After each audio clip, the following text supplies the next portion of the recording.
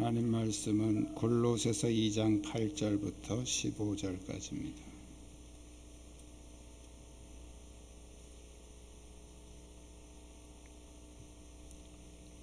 골로새서 2장 8절부터 15절까지 한 절씩 교독하겠습니다.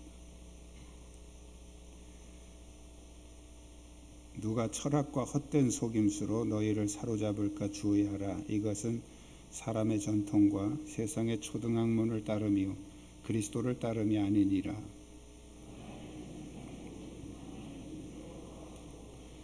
너희도 그 안에서 충만하여졌으니 그는 모든 통치자와 권세의 머리시라.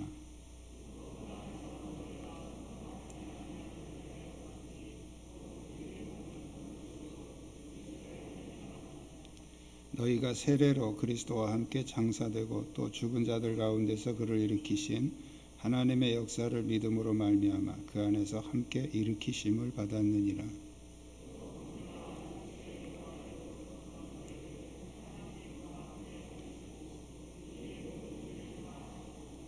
우리를 거스르고 불리하게 하는 법조문으로 쓴 증서를 지우시고 제하에 버리사 십자가에 못 박으시고 통치자들과 권세들을 무력화하여 드러내어 구경거리로 삼으시고 십자가로 그들을 이기셨느니라. 아멘.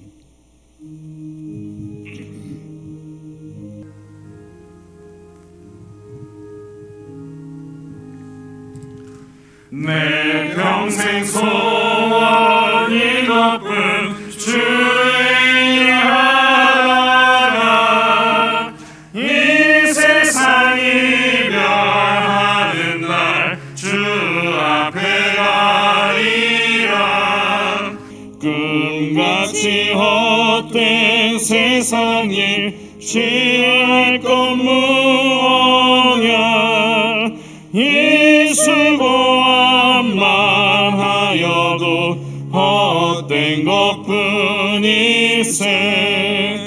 불같은 시험만이나 겁내지 맙시다. 구주의 권능 크시니 이기고 남겠네.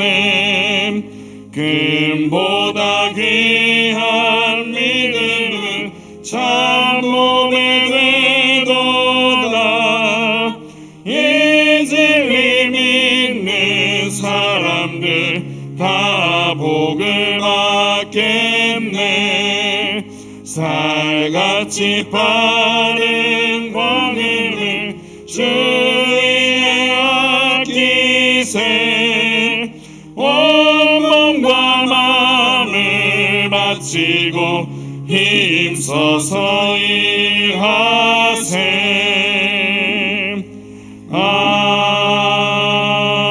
아멘. 할렐루야. 주위에 있는 분들과 서로 인사 나누시기 바랍니다.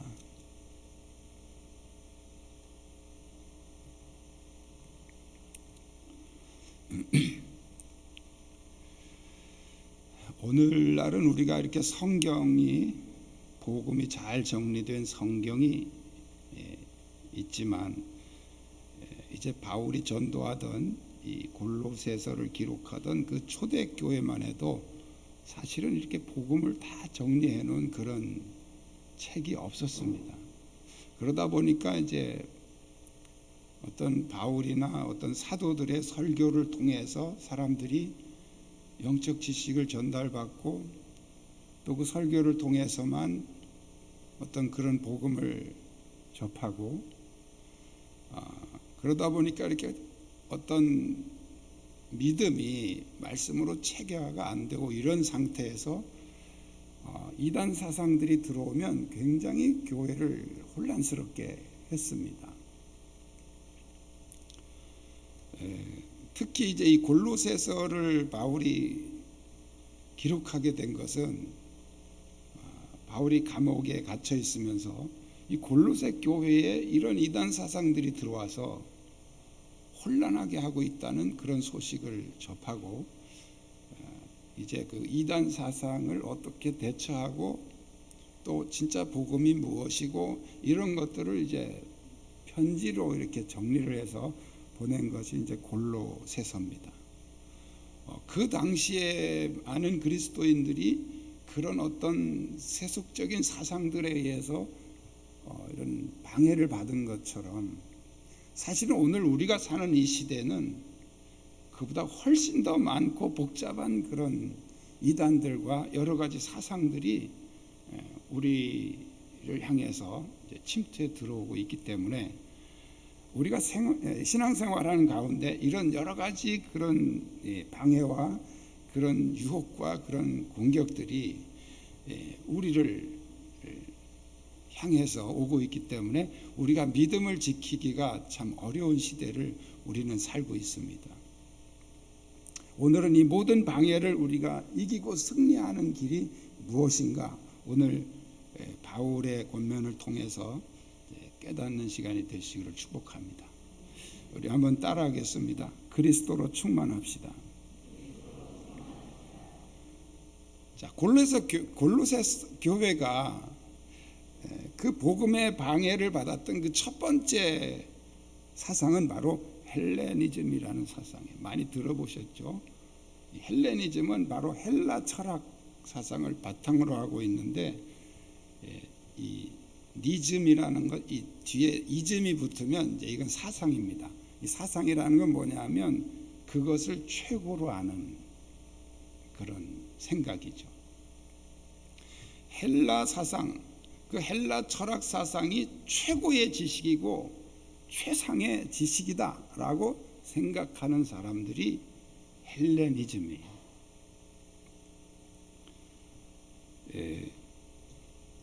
그 헬레니즘에서 나온 이단이 뭐냐면 영지주의, 많이 들어보셨죠? 영지주의라는 이단이 나왔는데, 영지주의는 이제 헬라 사상의 관점에서 성경을 보는 거예요.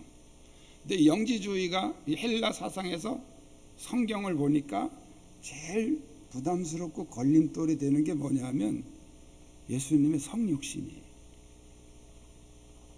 신이신 하나님이 인간의 육체로 오셨다는 거죠. 이거는 헬라 사상에서 보면 너무 말이 안 되는 거예요. 헬라 사상에서는 영은 거룩하지만 육체는 더럽고 추한 것이다, 이런 사상을 가지고 있습니다. 그래서 거룩한 신이 육체로 온다는 것은 받아들이기 어려운 그런 이론이란 말이죠. 자, 그래서 이제 어떻게 이걸 해석하냐면 육체로 예수님이 오셨다는 게 너무 받아들이기 어려우니까 육체로 온 것이 아니고 사람의 모습으로 이렇게 나타난 것이다. 그래서 그걸 우리가 가현설이라고 합니다. 가현설. 그러니까 실제 사람이 아니고, 예수님은 실제 사람이 아니고 사람 모양으로 이렇게 사람들에게 짠 하고 보여지신 것이다. 이렇게 이제 해석을 하는 거죠.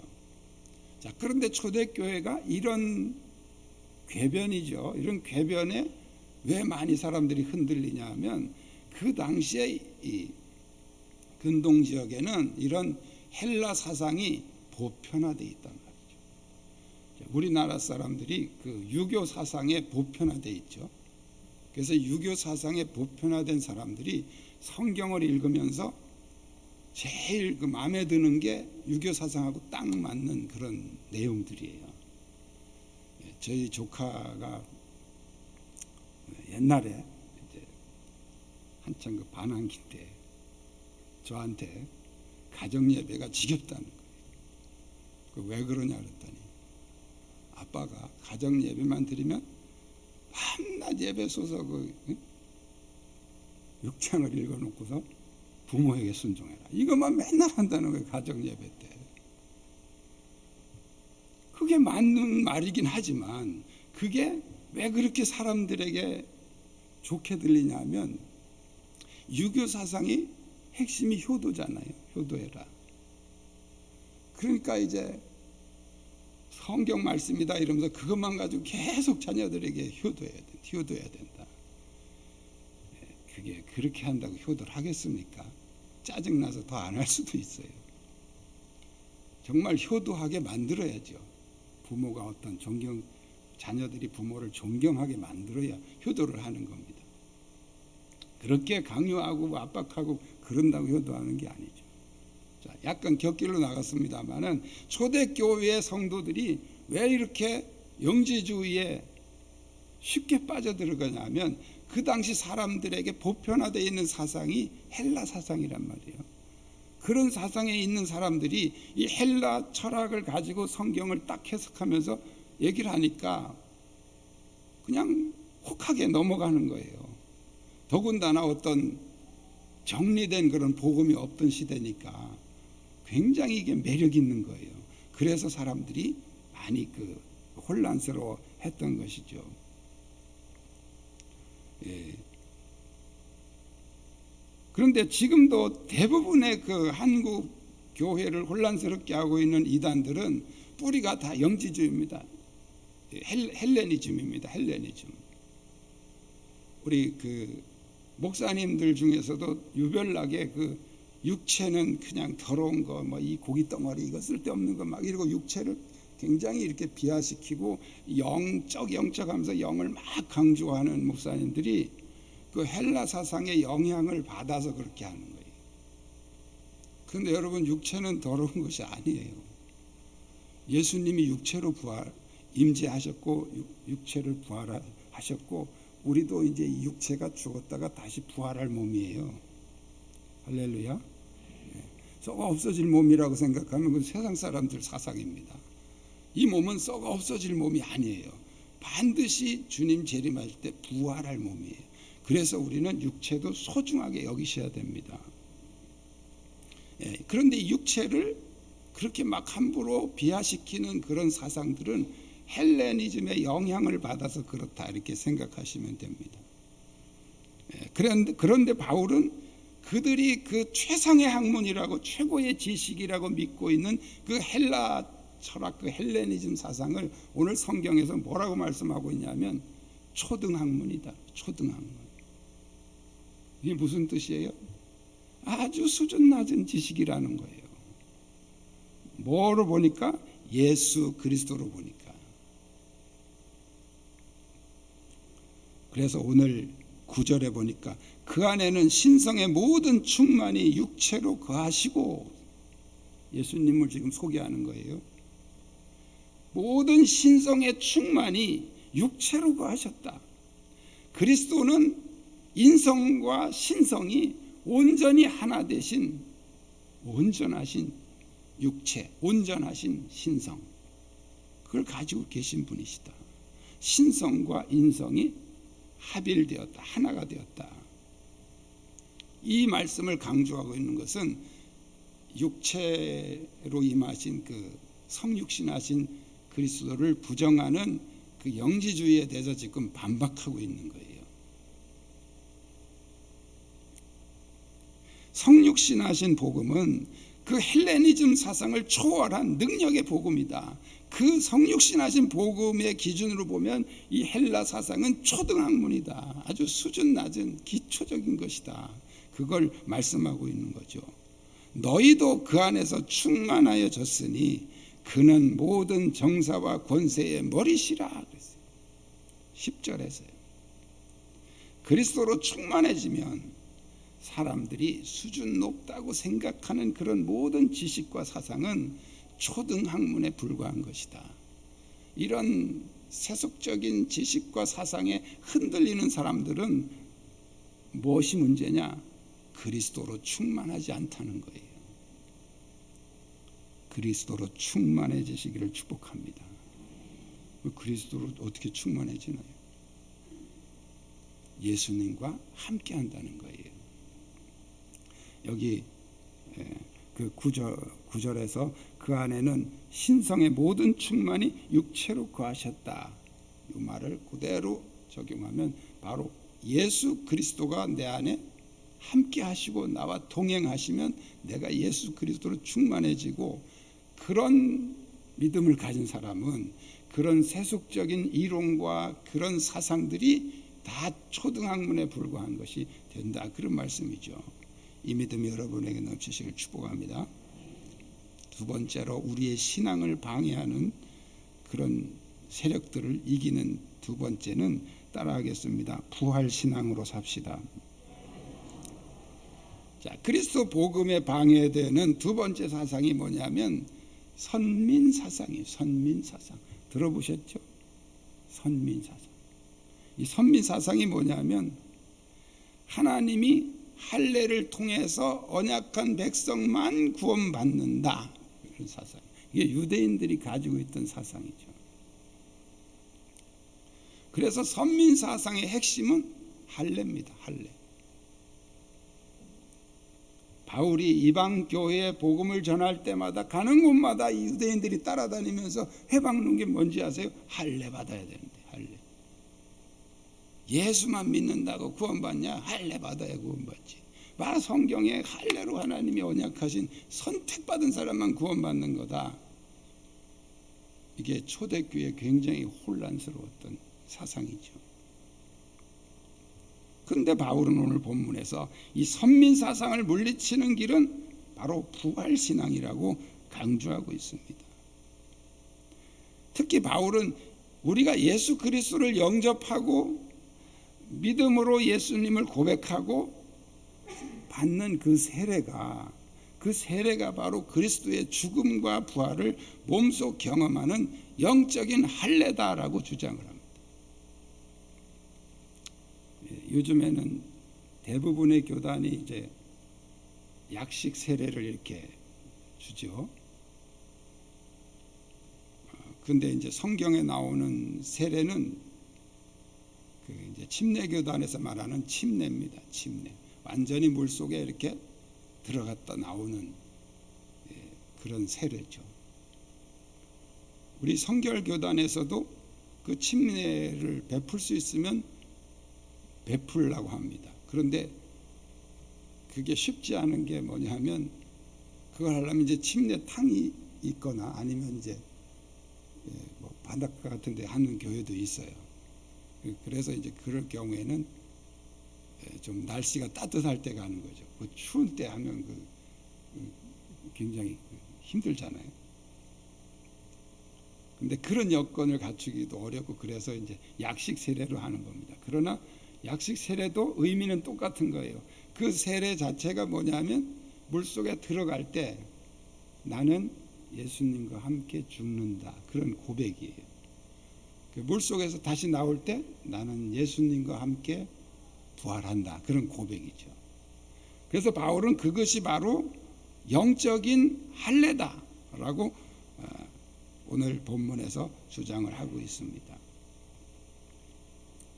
12절에 한번 보겠습니다. 12절. 너희가 세례로 그리스도와 함께 장사되고 또 죽은 자들 가운데서 그를 일으키신 하나님의 역사를 믿음으로 말미암아 그 안에서 함께 일으키심을 받았느니라.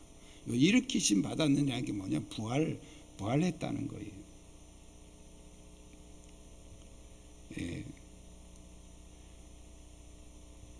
그리스도의 부활의 복음이 바로 이렇게 하나님의 할례로 선택받아야만 구원받는다는 이 선민사상을 예수 그리스도의 부활을 통해서 이 선민사상이 완전히 해체되고 부활의 복음이 더 상위의 복음이라는 거예요. 유대인들은 자기들만이 할례로 선택받은 선민이다. 선택받은 민족이다. 그런 언약의 자손임을 자부하고 살았죠. 그래서 이방인들이 유대인이 되려고 그러면 이제 귀화한다 그러죠. 나도 유대인이 되고 싶소라고 이렇게 귀화 의지를 밝히면 첫 번째 조건이 뭐냐면 그럼 할례를 받으세요. 이게 유대인들의 조건이에요. 할례를 받으죠. 우리가 잘 알고 있는 창세기 34장에 보면 야곱의 딸 디나 사건이 나오죠. 이 디나가 세겜 수장의 아들이 강간을 해서 그 세겜 수장 아들이 이 디나를 결혼시켜 달라고 이제 야곱 가족에게 제안을 합니다. 그때 이 야곱의 아들들이 당신들이 우리하고 이렇게 결혼하고 그렇게 되려면 남자들이 다 할례를 받아야 된다 이렇게 이제 거짓말을 한 거죠. 종교 사기를 친 겁니다. 그래서 남자들이 다 할례를 받게 만들어 놓고 한 3일쯤 됐을 때 제일 고통스러워서 걸음도 잘 못 걸을 때 야곱의 아들들이 가서 전부 다 남자들을 죽여버린 거예요. 이게 대단한 사건이죠. 이 사건 때문에 이제 야곱이 엄청난 두려움에 빠지고 이제 그런 역사가 있습니다. 실제로 이제 유대인들은 다른 나라 사람들이 유대인으로 귀화하려고 하면 우선 할례부터 받아야 된다. 이게 조건이에요. 그만큼 유대인들에게는 이 할례가 자부심이에요. 자부심. 하나님이 이 할례를 통한 언약으로 우리를 선택하셨다는 거예요.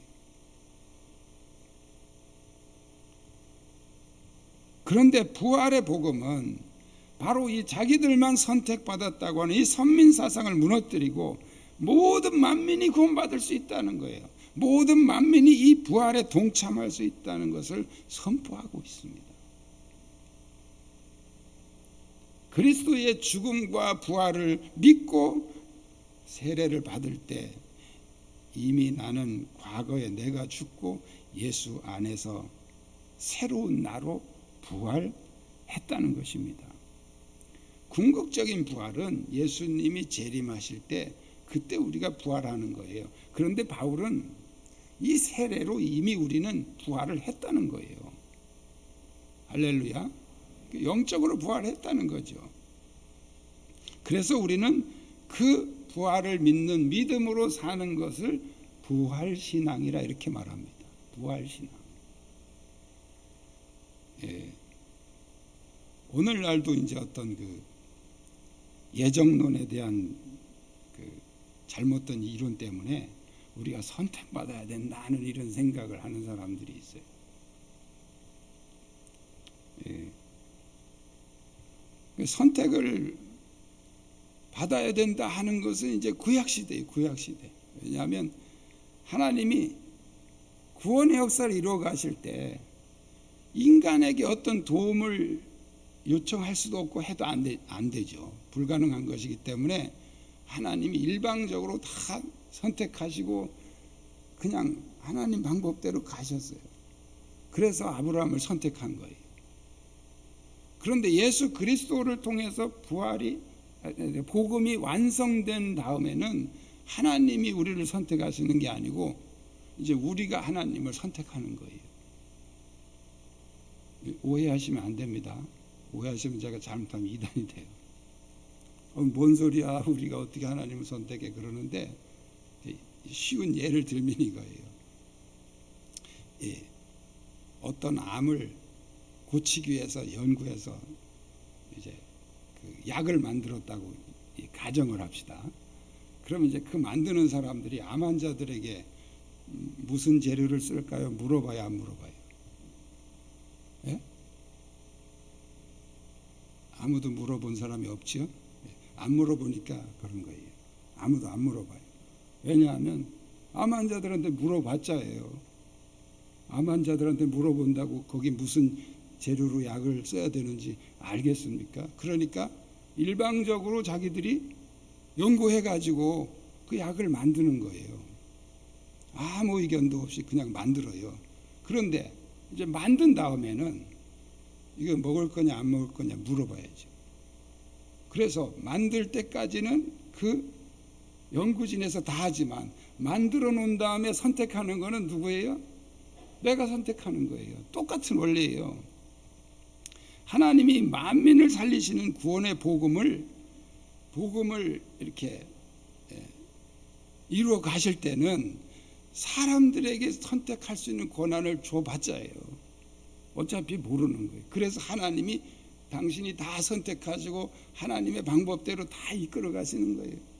이 사람이 뭐 마음이 착하냐 나쁘냐 뭐 이런 거 전혀 생각도 안 하고 그냥 선택하시는 거예요. 선택하셔서 너 이렇게 해서 순종하면 되는 거죠. 그렇게 해서 예수 그리스도의 복음이 이제 완성이 됐어요. 완성이 된 후에 하나님은 이제 너희들을 살릴 수 있는 이 만병통치약 복음이 완성됐다. 이제는 너희가 선택해라 이거예요. 그래서 우리가 예수 그리스도 이후에는 우리가 선택하는 겁니다. 내가 믿을 건지 안 믿을 건지, 내가 예수님을 버릴 건지 따라갈 건지, 그걸 우리가 선택하는 거예요. 그래서 우리가 믿음으로 주님을 선택하기만 하면 다 구원받게 되는 줄 믿습니다. 그런데 유대인들은 이 선민사상에 빠져 있단 말이에요. 선민사상에. 하나님이 선택했기 때문에 우리는 구원받는 것이고, 하나님이 선택해야만 구원받는다는 이 선민사상에 빠져 있는데, 이 선민사상을 박살내고 온 세상 누구든지 하나님을 선택하기만 하면 구원받을 수 있다는 이 사상이, 이 복음이 바로 부활신앙이에요. 부활신앙. 여러분은 이 부활신앙으로 충만하시기를 축복합니다. 세 번째로, 우리의 믿음을 방해하는 그런 세력을 이길 수 있는 세 번째 복음은 따라하겠습니다. 십자가로 그들을 이깁시다. 이 그리스도 복음에 방해되는 세 번째 사상이 뭐냐면 율법주의입니다. 율법주의. 초대교회의 율법주의. 율법주의가 뭐냐면 율법이 최고의 지식이고 율법이 최상의 법이다라고 믿는 거예요. 유대인들이 예수님을 십자가에 못 박은 것도 이 율법주의 때문에 그런 거예요. 율법주의 때문에 안식일을 지켜야 되는데 저 예수라는 이상한 사람이 돌아다니면서 안식일에 병자도 고치고 뭐 기적도 행하고 막 그러고 다니니까 율법을 어겼다는 거예요. 율법을 어기는 저런 이단은 가만두면 안 돼요. 그래서 예수님을 십자가에 못 박은 겁니다. 바울이 예수님을 만나기 전에는 예수 믿는 사람들을 열심히 잡아다가 고문하고 감옥에도 넣고 스데반 같은 사람을 돌로 쳐서 죽일 때도 바울이 앞장서서 선동했던 사람이잖아요. 왜 그렇게 열심히 예수 믿는 사람을 박해를 했냐면 그 바울 속에 들어있는 이 율법주의 때문에 그런 거예요. 율법주의. 초대교회가 복음이 이제 이방인으로 넘어가면서 바울이 복음을 전하는 곳마다 유대인들이 쫓아다니면서 가장 큰 방해했던 것이 바로 이 율법주의입니다. 선민사상하고 율법주의, 이 두 가지가 초대교회를 많이 힘들게 했죠. 바울 자신도 율법주의자였죠. 그런데 예수님을 만나고 보니까, 이 십자가 복음을 만나고 보니까 율법보다 높은 법이 십자가 법이었다는 거예요. 그 율법으로는 도저히 해결할 수 없는 것을 이 십자가가 해결하셨다는 거예요. 할렐루야. 그래서 오늘 14절 15절을 우리 한번 같이 다시 읽어보겠습니다. 14절 15절 시작. 우리를 거스르고 불리하게 하는 법조문으로 쓴 증서를 지우시고 제하여 버리사 십자가에 못 박으시고 통치자들과 권세들을 무력화하여 드러내어 구경거리로 삼으시고 십자가로 그들을 이기셨느니라. 따라합시다. 십자가로 그들을 이기셨느니라. 지금 이제 이건 개역 개정이라고 그러고요. 요거보다 앞에서 썼던 이제 개역 성경에는 십자가로 승리하셨느니라 이렇게 나와 있어요. 같은 말이죠. 그런데 여기 보니까 바울이 우리를 거스르고 불리하게 하는 법조문으로 쓴 증서라고 있죠. 이게 뭐냐면 율법을 말하는 거예요. 율법. 그런데 여기 증서라는 말을 표현한 것은, 이 증서라는 말은 뭐냐면 채무자들이 채권자에게 내가 얼마의 돈을 빌려갈 때 그 얼마의 돈을 내가 빌려갑니다 라고 쓰는 채권 인증서입니다. 채무 인증서. 내가 돈을 빌려간다는 채무 인증서. 근데 왜 이것을 율법을 이런 말로 표현했냐면, 율법은 빚쟁이처럼 우리가 뭐만 잘못하면 너 이거 잘못했어, 너 회개해야 돼, 너 이거 잘못했어, 계속 우리에게 우리의 마음에 부담을 주고 우리에게 빚을 내놓으라고 독촉한다는 거예요. 그래서 증서라는 말을 쓴 거죠. 그래서 계속 우리의 죄를 지적하면서 마치 빚쟁이처럼 계속 우리를 괴롭힌다는 거예요. 그게 율법이라는 거죠. 그런데 그리스도께서 그 빚을 갚으시고 그 증서를 제하여 버리시고 그랬어요. 여기 증서를 지우시고 제하여 버리사 그랬죠. 14절에 지우시고 제하여 버리사. 근데 여기 개역 성경에는 뭐라고 번역됐냐면 그 증서를 도말하시고 그랬어요. 도말하시고. 무력화하셨다. 그 증서, 그 율법을 도말하시고 무력화하신 사건이 뭐냐면 예수님의 십자가라는 거예요.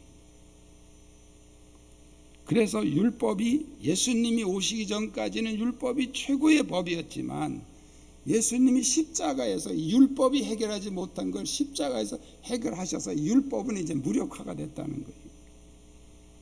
그래서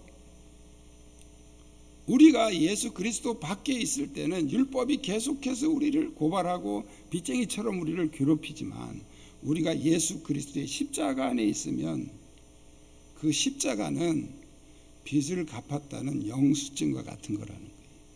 영수증. 그래서 우리는 십자가 안에서 우리의 모든 죄의 짐을 다 해결하시고 더 이상 율법이 우리를 괴롭힐 수 없는, 그래서 오늘 십자가로 그들을 이기셨느니라. 여기 말하는 그들은 율법주의자들을 말하는 거예요. 우리의 신앙이 흔들리는 이유는 복음이 확실하지 않기 때문에 그렇습니다. 세속적인 사상들 때문에 흔들린다면 여러분이 내가 그리스도로 충만한가를 확인하셔야 돼요. 그리스도로 충만한가? 내가 예수님과 함께 동행하고 예수님이 내 안에 계시고 내가 예수님 안에 있는가? 그걸 확인하셔야 돼요. 구약 시대에는 하나님의 예정대로 선택하셨기 때문에 하나님이 선택했어요. 하나님이 선택한 사람만 구원받는 건 맞아요. 그러나 복음이 완성된 이후에는 내가 복음을, 내가 하나님을 선택하는 것이기 때문에 모든 세상 사람들이 누구든지 다 구원받을 수 있습니다.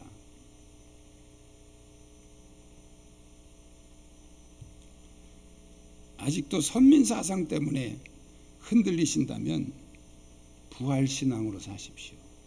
부활신앙으로 사시면 됩니다. 율법주의 때문에 혼란스럽다면 십자가로 승리하십시오. 십자가가 그 모든 율법에, 오늘 14절 15절에 말씀하고 있잖아요. 우리를 거스르고 불리하게 하는 법조문으로 쓴 증서를 지우시고 제하여 버리사 십자가에 못 박으시고 십자가로 그들을 이기셨느니라. 십자가로 승리하시기를 축복합니다. 기도하겠습니다. 하나님은 우리의 신앙을 방해하는 모든 요소들을 십자가로 승리하기를 원하십니다. 그리스도로 충만하고 부활신앙으로 십자가의 능력으로 승리하게 하옵소서. 오늘 말씀 붙잡고 함께 통성으로 기도하겠습니다.